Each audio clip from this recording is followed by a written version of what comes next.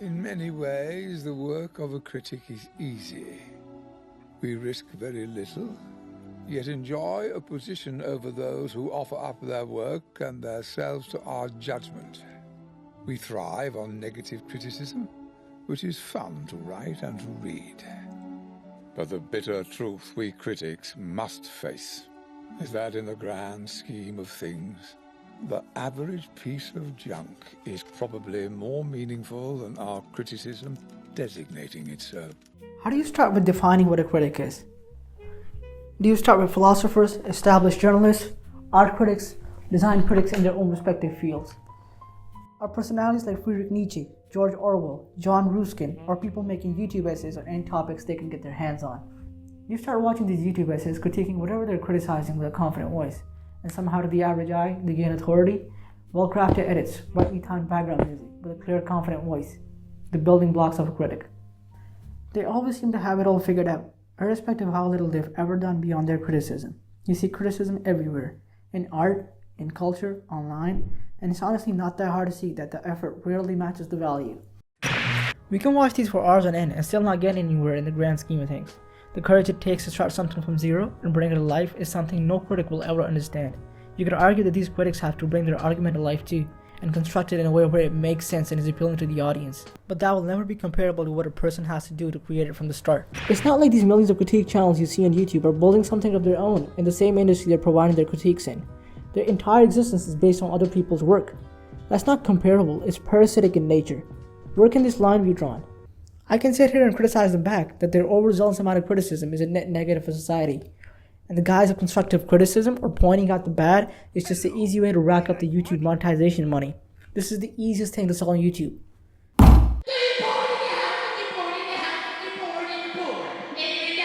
He is the biggest fucking scumbag on the planet. Another thing about him is that when he's being serious or genuine for two... Eric here.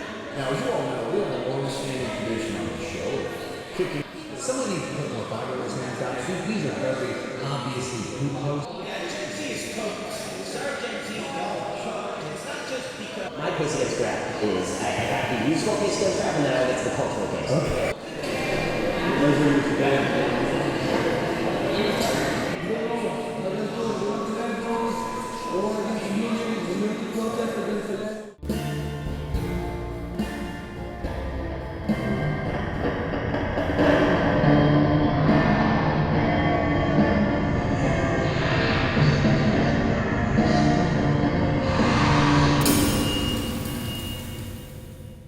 You want examples? Greg Doucet, Keemstar, DJ Academics, iDubbbz. I wouldn't really call these guys the critics in a formal sense, but they're befitting from our point here about modern critics. We don't get anything out of this at all. Mentally, physically, or any way you would like to measure this. Talk about sophisticated brain rot.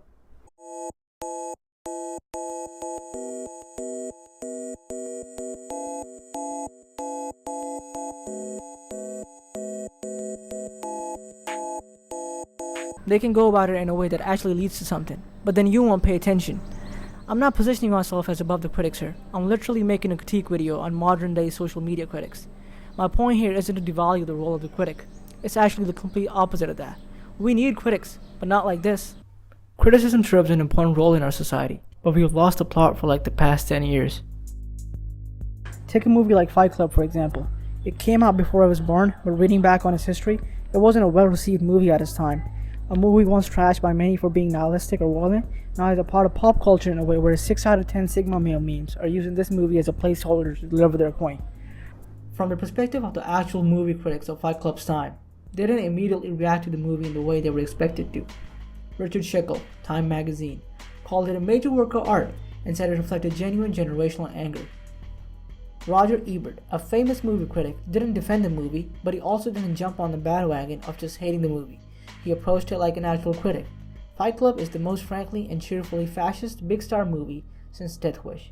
It's macho porn, the sex movie Hollywood has been moving towards for years, in which eroticism between the sexes is replaced by all male grooming rituals, shaving and punching. The critic dissects the known, the artist risks the unknown. You can't critique something like that. Or maybe you can, if the artist himself is grifting. What happens when the art itself is made with a dollar sign in sight?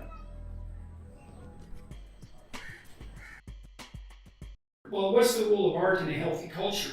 Well, the artists articulate, the artists are the people who first articulate the unknown.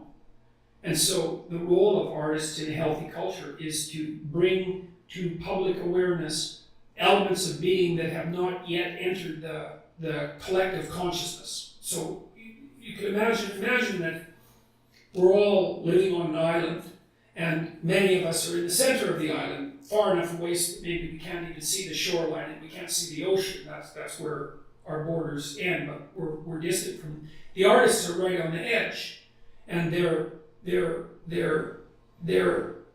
expanding the landscape. They're moving the culture forward. That's where my metaphor fails, I guess.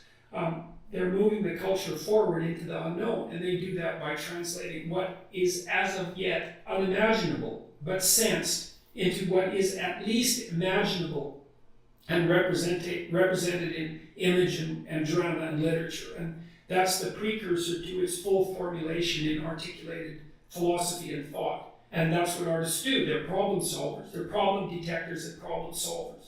That's what true artists do.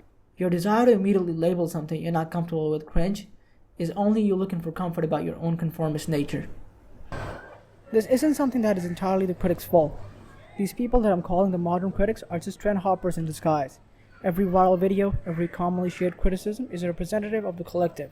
We don't get to these opinions through just one critic being bold, and then the masses follow. That stopped in the social media era. No one knows who came up with the right opinion anymore. Maybe criticism doesn't need to be sharp now. Maybe it just needs to be brave enough to stand beside the new, before the crowd decides what it's worth. But there are times when a critic truly risks something, and that is in the discovery and defense of the new. The world is often unkind to new talent, new creations. The new needs friends.